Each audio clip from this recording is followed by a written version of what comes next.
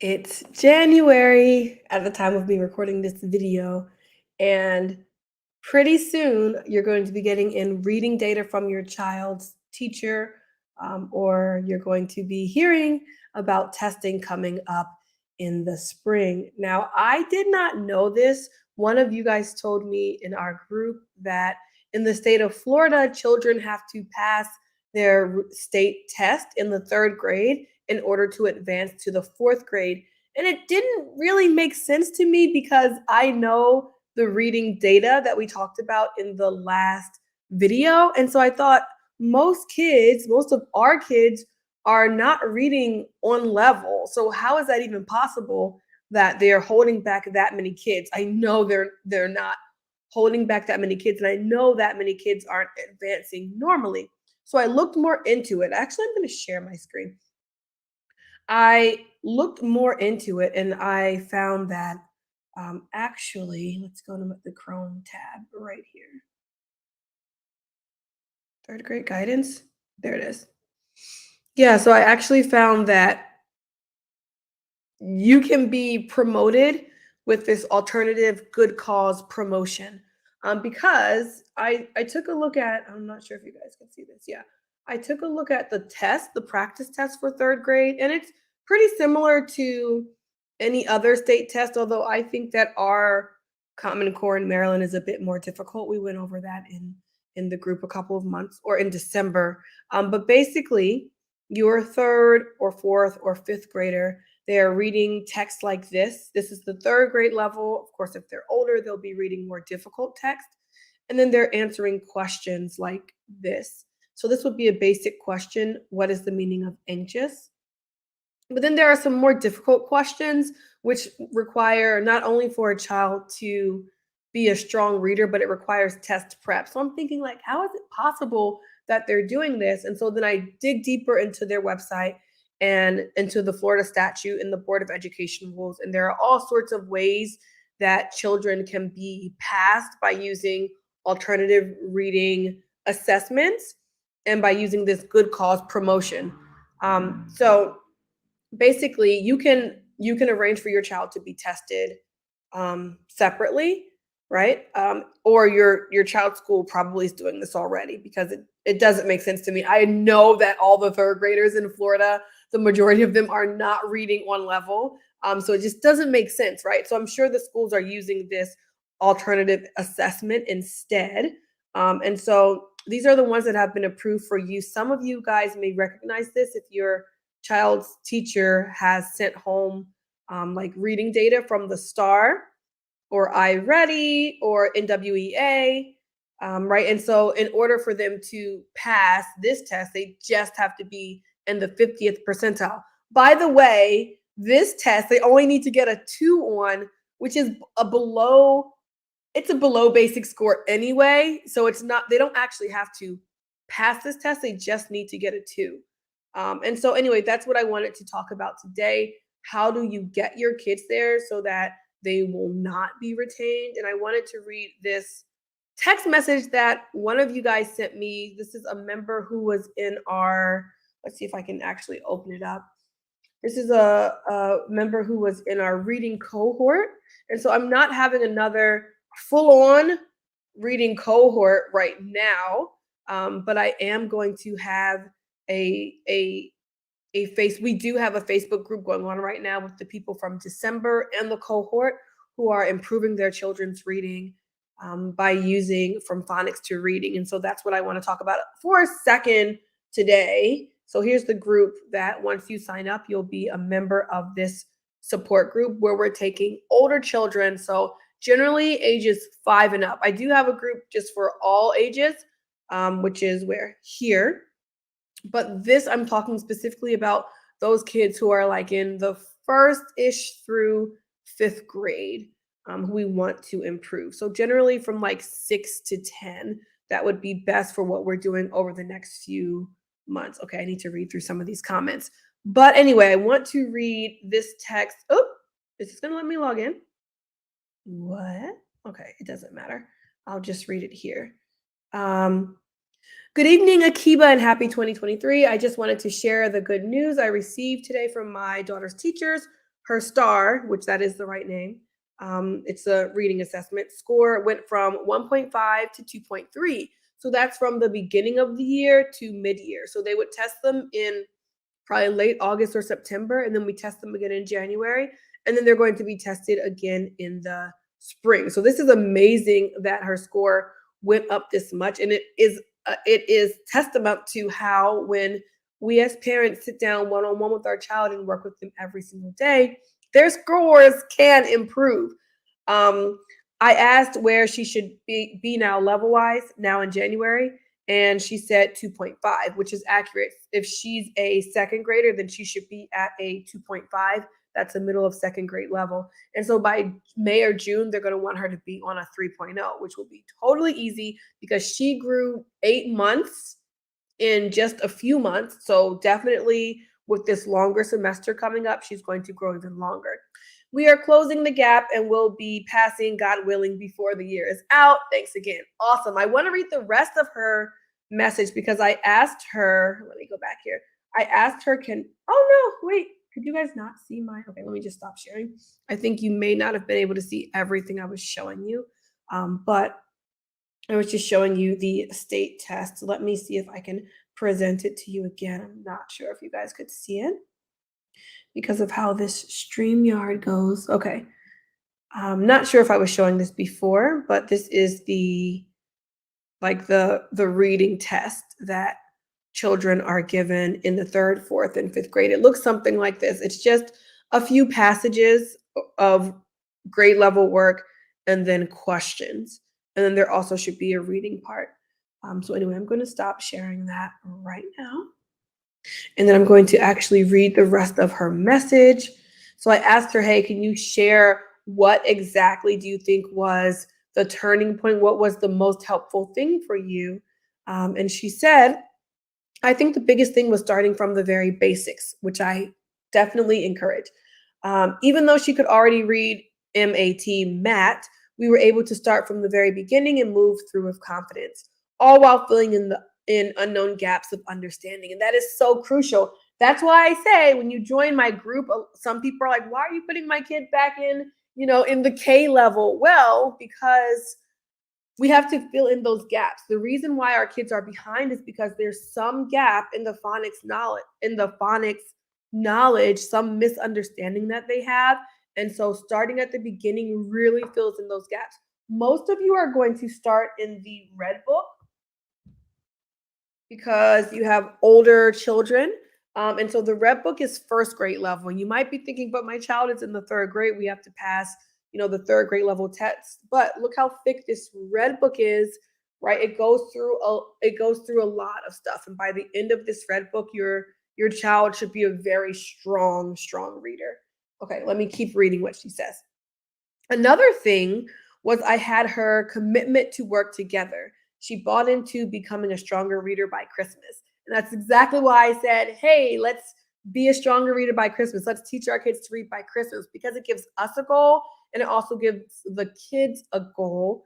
And so that's why now the new thing that we're doing is, hey, let's become a stronger reader by the end of this school year. Now, some of you are going to stretch it out depending on how far behind your kids are to the beginning of the next school year. So you have 9 months right now where you can work with your child every single day. And in those 9 months, you can certainly jump up 3 reading levels. But certainly by June, we can jump up 2 grade levels. We were consistent and made time to get the lesson or lessons in daily. So since her child is in the second grade and she was starting, she was starting with the 99 lessons. So she was starting like at the very basics. She can then do more than one lesson a day. It's not necessary, but if you feel like, okay, my child is doing this, they're getting everything, their spelling is improving, their reading is improving, their fluency is improving, then you can do more than one lesson a day. Let's see. Once she finished the 99 lessons, it was easy to keep everyday flow with phonics to reading. Her confidence has grown so much that makes me smile, and she is now picking up books to read every chance she gets. That part within the last 2 weeks. So Great job to that mom. I love hearing your stories like this. A few other people have texted me with similar stories, so I love hearing it. Please keep telling me what's going well, and please, if your child needs to improve, join this January group so that by May and June, your child is not still where they were back in the beginning of this school year. It's really important. Now, oops. Okay, so again, first thing is that they have to practice the phonics daily. So that means whether you're using the 100 Easy Lessons book or whether you're using the reading.com app, if your child needs to start from the beginning, start there and do that. After you do that, depending on the age of the child, we recommend jumping right into this. So if you have a kindergartner, for example, and they're not really behind, too far behind at this point because they're in kindergarten, after you do that book, you're going to do this book. However, if you have an older child, then you can start here because it's just much faster. So again, we're looking mostly at people who will be starting in the red book. Maybe if you have a fifth grader, they can start at the blue book, but I think that most kids should be in the red book. Second thing is read real, authentic text daily. And that's what the mom talked about towards the end. So after your child becomes a stronger reader, in order to prepare for that test, they need to be reading real, authentic text, not just passages. And then the third part is test prep, which I'll talk about later. I think maybe moving in March, I'll talk more about test prep, but I wouldn't focus on test prep right now if my child were behind, even if that means they're going to be retained, because you have to train for that type of test, for those state tests, the whole year. You can't just start in January and think that by April a child is going to advance that quickly for the state test, because there's two parts. There's the knowing how to read on level, and there's the now comprehending what the test is asking you to do. So I'm not really focused on the test prep part yet. However, when we do get to March, we'll talk about the alternative testing, like the STAR testing, the NWEA, etc., the iReady. Those are tests that your schools and the schools are using anyway to actually determine your child's reading level. Now, let's see if I share my screen. Can I show you guys how to do this? And if you have any questions, go ahead and ask them here. But before that, I'm going to show you exactly how to. Okay, why do they keep telling me this? I want to show this whole Chrome tab, but it's being so weird. Okay, right here. So first, you're gonna go here. I'm going to link this down in the description box. You're going to go here, purchase this. I don't know why it says PayPal here. PayPal is not the only option that I have, but I think it's saying that you can pay using PayPal for interest-free payments of 16.25, and that's not a credit card. It's almost like a payment plan. So if you don't have $65 right now, you can pay using this payment plan with PayPal. I've never heard of it before, but the website told me to put it on there, so I did. Anyway, $65. It's a one-time live course, and then after that one-time live course, you'll get access to this Facebook group that you can't see right now because I'm not sharing my screen. Right now, we have 71 members, people who are going to be helping support you over the next 5 months as we get through these programs. So, your questions, let's see. I'm going to quickly go to the top. I'm glad you caught my live too. Hello. And then we got to go because it's a beautiful day out here. It's been raining for like a week and a half, and we got to go outside. And the kids are standing here staring at me. So we're going to go soon. I just really wanted to let the people know who couldn't do it in December that the link is back up for January. So join the January cohort because I'm probably not going to do any more. I don't have room to help manage more than like 100 people in the Facebook group. So, okay. What about a fifth grader? Yes, this would be a fifth grader, depending on where they are, this would be appropriate for them. Let's see. My child uses the red book. I have a second grader, kinder, and a pre-K. How can I join the reading group? Yep, just by doing exactly what I said, signing up for that course, and then you'll get a few days later, you'll get the link to the reading group. And your pre-K students, I would recommend for pre-K, like kids just learning to read, I would recommend using this or the app because it's just faster, right? This is like 100 lessons. So this is 3 months. Whereas these from phonics to reading books, these are written for teachers and for an entire school year. So there are, what is it, 180, like 180 days worth of work here. So that's why for younger kids, I just say, hey, just teach them to read first using that method. I mean, it's the same method, it's phonics, but using those materials, and then we'll jump into this. Let's see. My son is in the 5th grade and he is still struggling. I've worked with him and seen some improvement, but not enough. And it breaks my heart because I work and can't give him as much time. Yeah, he's in the 5th grade. I would encourage you to take that time out right now. I know you work a lot. We had a lot of working parents, all of us in the group, and they can offer you some really unique um, I guess, solutions to that. There are so many people with similar situations I find in the group that they can offer you those suggestions. And so, one thing that we talk about all the time in the group, and where I see the most successful parents, they get up 20 minutes earlier, or stay 20 minutes later, or split the responsibility between yourself and maybe someone else. But ultimately, man, it just comes down to us. Like, no one else is going to sit there one on one with our child. No one else is going to sacrifice, 5 months, 3 months, 20 minutes a day.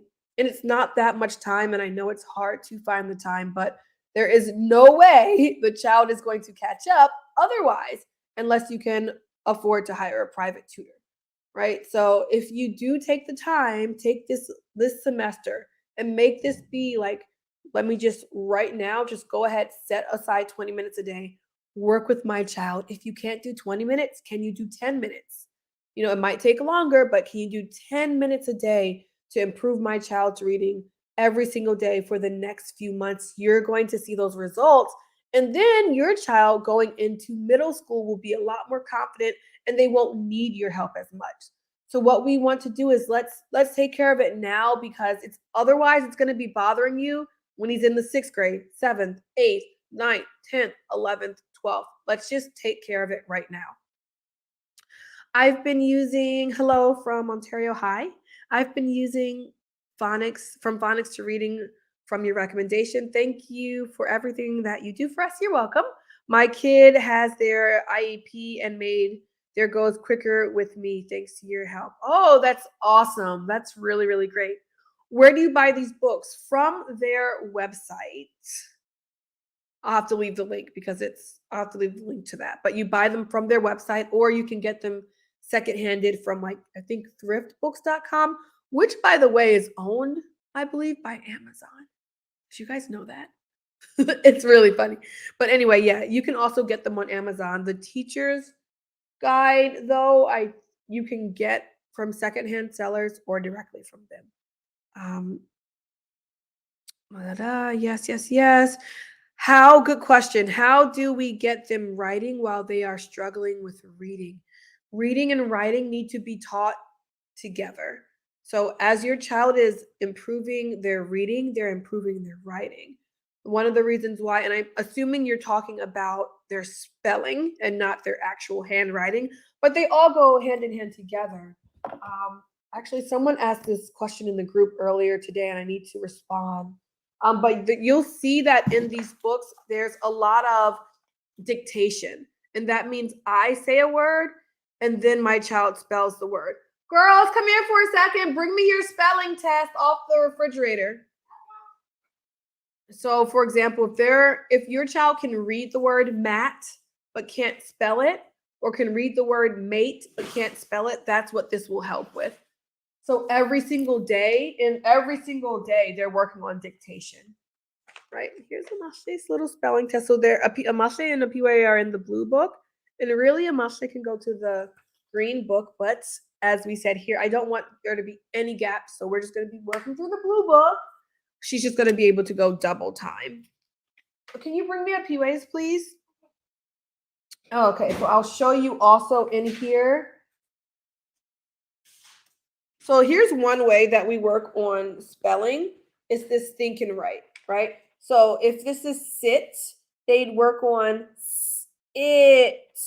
And they actually have cards in the back here that look like this that they can cut out and form into words. Or if this is wig, they learn wig. So they learn how to hear those sounds and write them. And that's a big thing that we don't necessarily, or people don't necessarily do when they're teaching their child to read. So you might have an older child now who can read but is a horrible speller. It's because that part was missing when we taught them how to read. So they do a lot of word building. Okay, thank you very much. Thank you. We're getting ready to go, okay? And then they have this that they do every week too, which is the write about it, which is them learning to, it's just extra practice, not extra practice, the practice they need to learn to write sentences and paragraphs that make sense. Here's a P-Ways test. You see, in homeschool, we can give whatever grades we like. So what I like to do is I give them a spelling test every week. So I don't just say, oh yeah, if you can read this, you're good. No, you have to be able to read and spell everything in here. So I give them a spelling test every single week and I give them challenge words. So there are challenge words in the book for reading. I just make those our challenge words for writing as well. And it has really improved a PUA's spelling. She only got what, 1, 2, 3 wrong here. And so then she got the 4 bonus words. So she ended up getting an A plus anyway. But yeah, so these are the type of words. Imagine if a lot of kids have trouble spelling them, right? And some of her mistakes were just carelessness, like explain. She didn't put the I. But whether it's carelessness or whether it's a lack of phonics, either way, they need to practice because if it's wrong, it's wrong. So, what do you recommend? I'm sorry if I missed your questions here because I'm reading quickly. What do you recommend for a second grader who can read very well? Oh, but is challenged in spelling. Exactly what I just said. Perfect.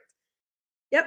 That's kind of like a P-way. Like she can read very well, but in the beginning, when I did the 100 easy lessons with her when she was like 3.5 or 4, I have to admit that the part that said the part about the spelling I skipped, or the part about the writing I skipped. And the reason I skipped it is because she was just 3.5 ish when I started. And so she didn't really have the functional ability to write. So I just skipped it. But I should have gone back at the age of 4.5 and done that writing part over. Like it would have been amazing if I would have done this book with her at 4.5, but I didn't find this until lately. But anyway, them doing the red book drastically improved her spelling. And now they're doing the blue book, which is basically a review of the red book, but faster. And it has some more advanced spelling words and reading words. So that's what you do. Um, Question. I'm skipping the math questions for now, but I'm going to do a video on math, I promise. Can I move on to blends if my child is still sounding out some CVC words? So I'm assuming you're meaning that some words like mat, they're still sounding out instead of just saying mat. Can you move on to blends? That sounds, if the child is maybe 4 or early 5. But if they are not, if they're older than an early 5, like 5.5, then I would suggest going back and improving that fluency on their CVC words first. Because if they're still sounding out some of those words, most likely it's because they don't have it's because they're not recognizing the sounds fast enough. So review those so that their fluency becomes really good with the CVC words, then move on to blends. Yeah, and just the most common reason for kids still sounding those out. Is just being able to recognize those letter sounds much quicker. What about showing them how to write and spell as a struggling reader at the age of 9? Yes. Tell me more about that. Okay. She struggles with reading and writing and needs to start from the beginning at 9 years old. Oh, yeah. So I would say, I mean, so actually, once you sign up for my one time course, I'm going to ask you to give them a test. And then based on that test, I can recommend which level they should start at. Because if the child can read, but is struggling to read, then it's appropriate to start here. It's fine for a 9 year old because they can take in more information. Yes, first grade book for a 9 year old. And but if they cannot read like CVC, which is basically words like mat, cat, sat, if they struggle with that, then I'm going to say to start here. And you'll just do this really fast with a child that age. Okay, if you have a 16-year-old who is struggling with reading and spelling, you have to do something different. So, not this would not be a good course for them because we're focusing on younger children. So, I'll put that as a reminder in my head to do another one for older kids because it's a totally different process and they can actually learn faster. So, the name of the Facebook group, the big one is the Reading Village with Akiba Maze. Let's see if I can put that on here. Um, but you won't be able to get access to the one I'm talking about, the other one, because it's only for paid people. Okay, that's the Facebook group. The name of the workbooks, these are phonics to reading, but these are not just workbooks. You can't just get the workbook and go through it with your child. As the people who took the course already know, you have got to get the teacher's edition because the number one reason why our kids are not doing very well in reading is because of the phonics instruction. And so the teacher's edition gives you the instructions. You can't do the books without the teacher's edition. So I know some people are going to look and try to do that, but don't come in my group trying not to buy the teacher's edition because this teaches you the phonics as well. And also, there are some parts that you like literally cannot do. For example, here, right? Every week they're doing things like this, and the teacher's guide tells you what words to tell them here to spell. 11-year-old, it's on the cusp. If the 11-year-old is in the 5th grade, I would say, yeah, it's okay. But if they're in middle school, then they're going to have to do something else. Let's see. Oops. Oh, my sister's calling me right now because I'm supposed to be at the park. So I'm going to have to go, you guys. If you have any other questions, come to this group, the Reading Village with Akiba Maze. Oh my gosh. I'm on a live right now, but I'm coming. I'm coming. Bye. Okay, guys, I gotta go. Bye. Girls, get your join the class, you guys. Bye.